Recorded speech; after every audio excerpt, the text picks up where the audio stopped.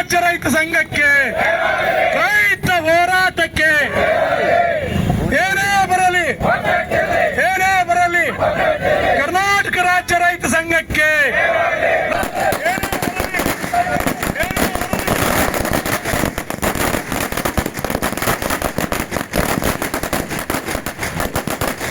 ಮೊಟ್ಟ ಮೊದಲನೇದಾಗಿ ಮಾನ್ಯ ಸರ್ಕಾರದ ಮುಖ್ಯಮಂತ್ರಿಗಳನ್ನ ಹಾವೇರಿ ಜಿಲ್ಲಾ ರೈತ ಸಂಘದ ವತಿಯಿಂದ ಹೃತ್ಪೂರ್ವಕವಾಗಿ ಅಭಿನಂದನೆ ಸಲ್ಲಿಸುತ್ತೇನೆ. ಕೊನೆಗೂ ಐತಿಹಾಸಿಕ ಈ ಹೋರಾಟ 1198 ದಿವಸಗಳ ಕಾಲ ನಡೆದು ರೈತರು ತಮ್ಮ ಭೂಮಿಗಾಗಿ ಹೋರಾಟ ನಡೆಸ್ತಾ ಬಂದಿದ್ರು. ಆ ಹೋರಾಟ ನಿನ್ನೆಯ ದಿನ ಮುಖ್ಯಮಂತ್ರಿಗಳು ತಮ್ಮ ಎಲ್ಲ ಸಚಿವ ಸಂಪುಟದಲ್ಲಿ ನಿರ್ಧರಿಸಿ ಕಾರಿಡಾರ್ ಯೋಜನೆಗೆ ನೋಟಿಫಿಕೇಶನ್ ಮಾಡಿದಂತಹ ಲ್ಯಾಂಡ್ ಅನ್ನ ಡಿನೋಟಿಫಿಕೇಶನ್ ಮಾಡಿ ನಮ್ಮ ರೈತರಿಗೆ ಉಳುಮೆ ಮಾಡಿಕೊಳ್ಳಲು ಅವಕಾಶ ಮಾಡಿಕೊಟ್ಟದ್ದಕ್ಕೆ ಇವತ್ತಿನ ದಿವಸ ನಾವು ವಿಜಯೋತ್ಸವ ಮಾಡುತ್ತಾ ಮತ್ತು ರಾಜ್ಯ ಸರ್ಕಾರವನ್ನ ಹೃತ್ಪೂರ್ವಕವಾಗಿ ಅಭಿನಂದನೆ ಸಲ್ಲಿಸ್ತೇವೆ. ಈ ಕುರಿತು ನಮ್ಮ ಹಿರಿಯರು ಹಾಗೂ ಜಿಲ್ಲಾಧ್ಯಕ್ಷರಾದ ರಾಮಣ್ಣ ಕೆಂಚಳ್ಳಿ ಅವರವರು 2 ನಿಮಿಷ ಮಾತಾಡಿದ ನಂತರ ಪಟಾಕ್ಷಿ ಹಾರಿಸಿ ನಾವು ಮುಗಿಸಿ ಮುಂದೆ ಮೆಡಿಕಲ್ ಕಾಲೇಜ್ಗೆ ಹೋಗ್ತೇವೆ ಸರ್. ಇಂದಿನ ವಿಜಯೋತ್ಸವ ಕಾರ್ಯಕ್ರಮದಲ್ಲಿ ಭಾಗವಹಿಸಿರ್ತಕ್ಕಂಥ ಎಲ್ಲ ಆತ್ಮೀಯ ಅನಾಥ ಬಂಧುಗಳೇ, ರಕ್ಷಣಾ ಸಿಬ್ಬಂದಿ ಇಲಾಖೆಯವರೇ, ಮಾಧ್ಯಮದ ಸ್ನೇಹಿತರೆ, ಬಹುತೇಕ ಸರ್ಕಾರಗಳು 3.5 ವರ್ಷ ನಿರಂತರವಾಗಿ ರೈತರನ್ನು ಗೋಳಾಡಿಸಿ ಅವ್ರ ಮೇಲೆ ಹಲ್ಲೆ ಮಾಡಿ ಅವ್ರನ್ನ ಜೈಲಿಗಟ್ಟುವ ಪ್ಲಾನನ್ನು ಕೂಡ ಮಾಡಿತ್ತು. ಆದ ಕರ್ನಾಟಕ ರಾಜ್ಯ ರೈತ ಸಂಘ 4ನೇ ತಾರೀಕು ದೊಡ್ಡ ಪ್ರಮಾಣದ ಚಳುವಳಿಯನ್ನು ಮಾಡಿ ರಾಜ್ಯ ರೈತ ಸಂಘದ ಎಲ್ಲ ಬಣಗಳು ಎಲ್ಲ ಮುಖಂಡರು ಕೂಡ ಇದರಲ್ಲಿ ಭಾಗವಹಿಸಿದ್ರು. ರಾಕೇಶ್ ಟಿಕಾಯಿತ್ರವರು ನೇತೃತ್ವವನ್ನು ತಗೊಂಡಿದ್ರು. ಅದೊಂದು ಐತಿಹಾಸಿಕ ಹೋರಾಟ. ಬಹುತೇಕ ಸರ್ಕಾರಕ್ಕೆ ಎಚ್ಚರಿಕೆಯನ್ನು ಕೊಡ್ತಾ ಇದ್ದೇವೆ. ಎಲ್ಲಾದರೂ ಭೂಮಿಯನ್ನು ತಗೊಳ್ಬೇಕಾದ್ರೆ ದರ್ಪವನ್ನು ತೋರಿಸ್ದಂಗೆ ಮರ್ಯಾದೆಯಿಂದ ರೈತರನ್ನ ಕೇಳಿ ಹೇಳಿ ಭೂಮಿಯನ್ನು ಕಿತ್ಕೊಳ್ಳೋಕೆ ಪ್ರಯತ್ನ ಮಾಡಬಾರ್ದು, ದಬ್ಬಾಳಿಕೆಯನ್ನು ಮಾಡಬಾರ್ದು.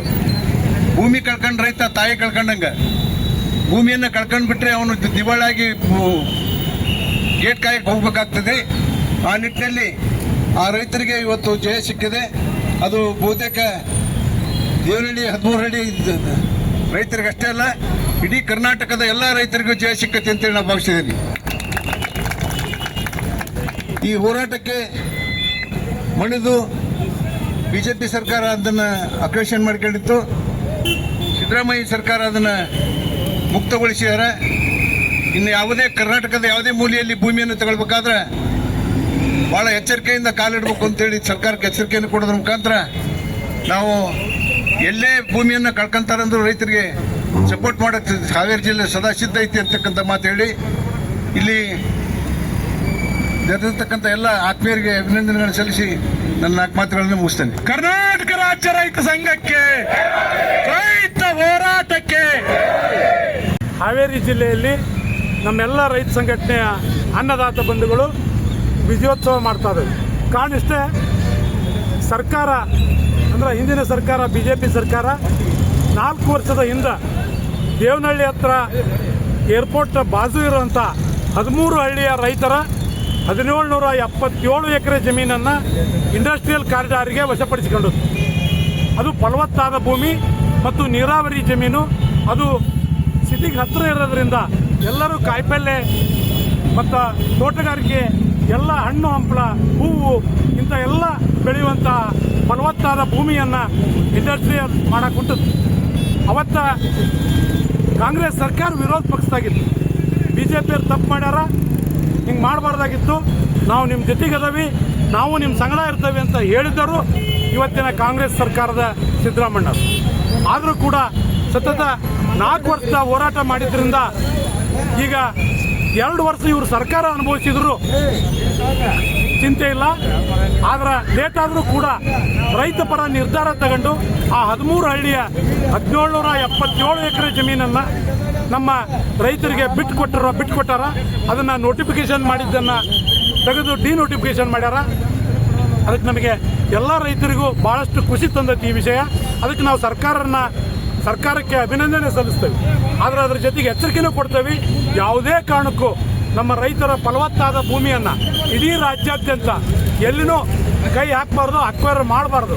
ಮಾಡಿದ್ದಕ್ಕರೆ ಆದ್ರೆ ಈ ಹೋರಾಟ ರಾಜ್ಯಾದ್ಯಂತ ತೀವ್ರ ಆಕತಿ. ಅದಕ್ಕೆ ಆಸ್ಪದ ಕೊಡಬಾಡ್ರಿ ಅಂತೇಳಿ ಎಚ್ಚರಿಕೆ ಕೊಡುತ್ತಾ ಮತ್ತೊಮ್ಮೆ ಏನು ಈ 13 ಹಳ್ಳಿ ರೈತರ 1777 ಎಕರೆ ಜಮೀನನ್ನು ಡಿನೋಟಿಫಿಕೇಶನ್ ಮಾಡಿದ್ದನ್ನು ರೈತ ಸಂಘ ಹೃತ್ಪೂರ್ವಕವಾಗಿ ಅವರಿಗೆ ಸರ್ಕಾರಕ್ಕೆ ಅಭಿನಂದನೆ ಸಲ್ಲಿಸ್ತೇವೆ. ದೇವನಹಳ್ಳಿ ಹೋರಾಟದ ಪ್ರತಿಫಲವಾಗಿ ನಾವು ಬರುವ ಮೊನ್ನೆ ದಿವಸ 4ನೇ ತಾರೀಕಿನ ದಿವಸ ಎಲ್ಲರೂ ಕೂಡ ಹಾವೇರಿಯಿಂದ ಸುಮಾರು 400 ರೈತರು ಇಲ್ಲಿಂದ ಹೋಗಿ ಫ್ರೀಡಂ ಪಾರ್ಕ್ನಲ್ಲಿ ಬೃಹತ್ ಪ್ರತಿಭಟನೆಯಲ್ಲಿ ಪಾಲ್ಗೊಂಡಿದ್ವಿ.